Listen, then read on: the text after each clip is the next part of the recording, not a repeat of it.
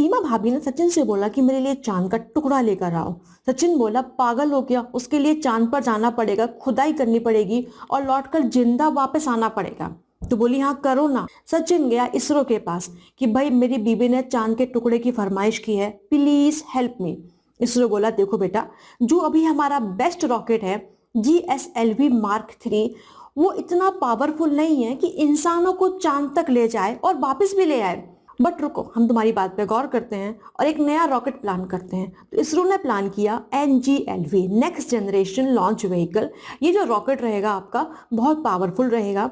जो इसरो के आपके मिशन है कि 2035 तक हमको भारतीय अंतरिक्ष स्टेशन की स्थापना करनी है और 2040 तक हमको मून पे क्रूड लैंडिंग, मतलब कि हमें मून पे ह्यूमंस को भेजना है, तो उनको फुलफिल करने में ये केपेबल रहेगा। ये है आपका NGLV next generation launch vehicle. तो पहले हम समझेंगे कि जो हमारे लॉन्चिंग व्हीकल्स हैं वो कौन से थे, जो अभी तक डेवलपमेंट हुआ वो कैसे हुआ, और उसके बाद फिर आपका NGLV कैसे आया। देखो, लॉन्च व्हीकल का मतलब होता है सिंपल रॉकेट जो किसी भी ऑब्जेक्ट को धरती से ऊपर ले जाए। ओके, इसमें आपकी दो बातें बहुत इंपॉर्टेंट होती हैं। पहला होता है आपका पेलोड या कितना वेट ये कैरी कर सकता है। दूसरी बात होती है इसकी स्टेजेस ऑफ फ्यूल। तो जो आपका रॉकेट होता है वो क्या करता है कि इकट्ठा फ्यूल कैरी नहीं करता है, वो फ्यूल को स्टेजेस में कैरी करता है कि एक पार्ट नीचे है, दूसरा पार्ट बीच में है, तीसरा पार्ट ऊपर है। नीचे वाले पार्ट का फ्यूल यूज किया और उस पार्ट को निकाल के फेंक दिया, तो उससे क्या होता है रॉकेट का वेट कम हो गया। फिर सेकेंड पार्ट को यूज किया, उसको भी फिर निकाल के फेंक दिया। जैसे जैसे रॉकेट ऊपर बढ़ता जाता है उसका वेट क्या होता है, कम होता जाता है। इसको हम बोलते हैं रॉकेट की स्टेजेस। क्लियर। फिर आपका तीसरा होता है कितनी हाइट तक ये आपका पहुंच सकता है। जो इंडिया के सबसे स्टार्टिंग के आपके रॉकेट्स आए थे लॉन्चिंग व्हीकल्स, उनको हम बोलते हैं सिंपल लॉन्च व्हीकल। ये आपका मैक्सिमम 40 kg वेट कैरी कर सकते थे और इसमें आपकी 4 स्टेजेस थी और सारी स्टेज में आप सॉलिड फ्यूल यूज करते थे। ओके, और ये मैक्सिमम आपका 400 किलोमीटर की हाइट तक पहुंच सकता था।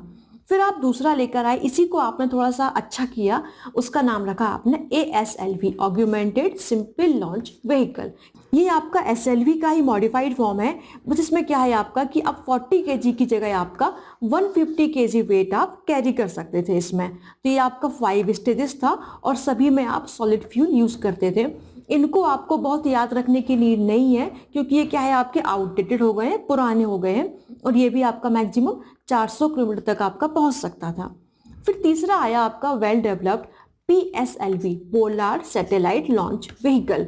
इसका आपको याद रखना है क्योंकि इसने आपका इसरो को बहुत काम दिया है और ये मैक्सिमम आपका 1860 kg आपका कैरी कर सकता था, जिसमें आपकी 4 स्टेजेस था आपका। ये जो फर्स्ट एंड थर्ड स्टेज थी वहां पर हम सॉलिड फ्यूल यूज करते थे and second and fourth stage में हम लिक्विड फ्यूल यूज करते थे।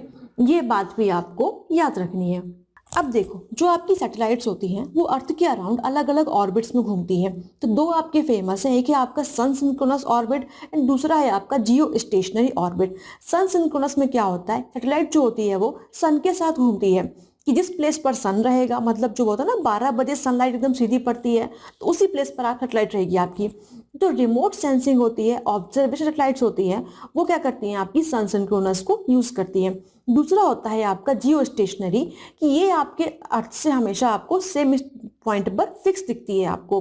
तो ये जियो स्टेशनरी बहुत ज़्यादा हाइट पर लगानी पड़ती है, 36,000 किलोमीटर की हाइट पर आपको ये सैटेलाइट्स प्लेस करनी होती हैं। अब जो PSLV है आपका, ये था सन सिंक्रोनस ऑर्बिट के लिए, है ना, सन सिंक्रोनस पोलर ऑर्बिट, इसके नाम में ही था आपका पोलर सैटेलाइट लॉन्च व्हीकल। अब जो आपका चंद्रयान 1 था और जो आपका मार्स मिशन था, ये आपके PSLV को यूज करते थे। अब एक आपने नया वर्जन डेवलप किया PSLV XL, ये आपका जियो सिंक्रोनस तक आपका पहुंच सकता था, पर इसमें आप PSLV काउंट नहीं करो क्योंकि आपका यूपीएससी में एक क्वेश्चन आया था कि PSLV can reach Jio synchronous, वो आपका स्टेटमेंट फॉल्स था। फिर आपने डेवलप किए GSLV सीरीज, तो ये आपकी थोड़ा और एडवांस थी। GSLV में क्या था आपका, सबसे आपने जो एडवांस काम किया था क्रायोजेनिक इंजन को यूज करना। तो आपका GSLV जो आपका स्टार्टिंग में मार्क फर्स्ट आया था उसमें आपने रशिया की हेल्प से क्रायोजेनिक इंजन लिया था। फिर आपका मार्क 2 एंड मार्क 3 में आपने अपना इंडिजिनस इंजन यूज करना स्टार्ट कर दिया। तो GSLV आपका जियो सिंक्रोनस SLV है ना। तो GSLV मार्क थर्ड है, इसी को आपने रीनेम कर दिया LVM-3 के नाम से। ओके, तो ये आपका मैक्सिमम 4000 kg आपका वेट ले सकता था आपका, इसको आपने इंक्रीज कर लिया है ऑलमोस्ट 10,000 kg तक। तो जियो सिंक्रोनस सैटेलाइट्स का आपका मेन यूज होता है आपका कम्युनिकेशन सैटेलाइट्स में। जो आपका सन सिंक्रोनस रहते हैं वो आप करते हो रिमोट सेंसिंग में, और जो आपका जियो सिंक्रोनस रहता है उसका आप मेनली यूज करते हो कम्युनिकेशन सैटेलाइट्स में।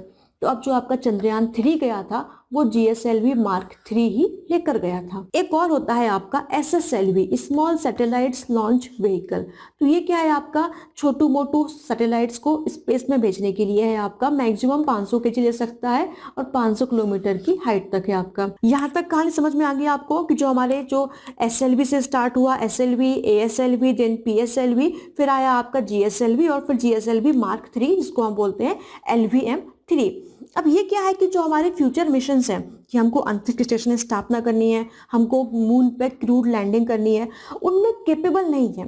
अभी जो हमारा नेक्स्ट प्लान चल रहा है that is for NGLV, next generation launch vehicle. तो जो NGLV रहेगा आपका, इसका हम देखते हैं कितना वेट कैरी कर सकता है। तो जियो सिंक्रोनस ट्रांसफर ऑर्बिट में ये 10 टन तक कैरी कर सकता है, 10,000 kg तक आपका कैरी कर सकता है। और जो लो अर्थ ऑर्बिट है उसमें आपका 30 टन तक ये कैरी कर सकता है आपका। इसमें जो अभी डेवलपमेंट चल रहा है आपका 2034-35 तक इसको डेवलप करने का प्लान है, इसमें पॉसिबली आपके 3 स्टेज रहेंगे। तो खास बात जो आपको याद रखनी है कि जो फर्स्ट स्टेज है वो आपकी रीयूजेबल रहेगी, इस बात को प्लीज भूलना मत।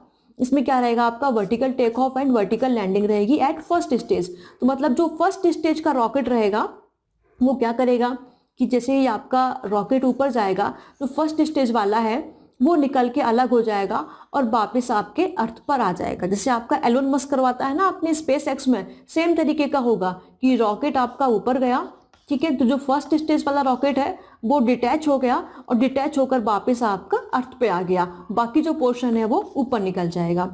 ये रहेगा।